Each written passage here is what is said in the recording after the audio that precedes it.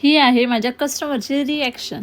आज मी चक्क गाडीवरती केक आणला, ते पण ऐरोलीला, आणि जाम भारी वाटतंय, हात खूप दुखताय। आणि सी तर मंडळी, हा जो केक आहे तो खूप स्पेशल आहे। हे माझे रेग्युलर कस्टमर आहे। आता रिसेंटली मी त्यांचा एंगेजमेंटचा केक बनवला, तेव्हा पण त्या घाईघाईमध्ये मला बोललेली की माझ्या पप्पांचा बर्थडे आहे आणि केक तुलाच बनवायचे, खूप छान बनवला आहे।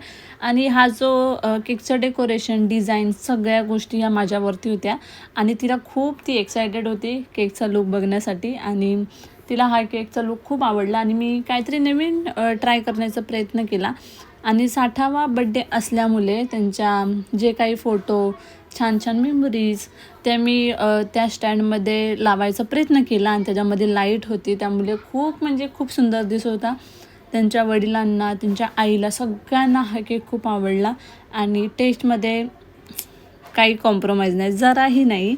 आणि आज मी गाडी घेऊन आलेली, फर्स्ट टाईम एवढ्या लांब मी नेली असेल गाडी आणि खूप छान वाटलं। आणि तुम्हाला हा केक कसा वाटला तर मला नक्की कमेंट करून सांगा। आणि त्यानंतरला मस्त मस्त केकचे चांगले फोटो, व्हिडिओ काढून घेतले।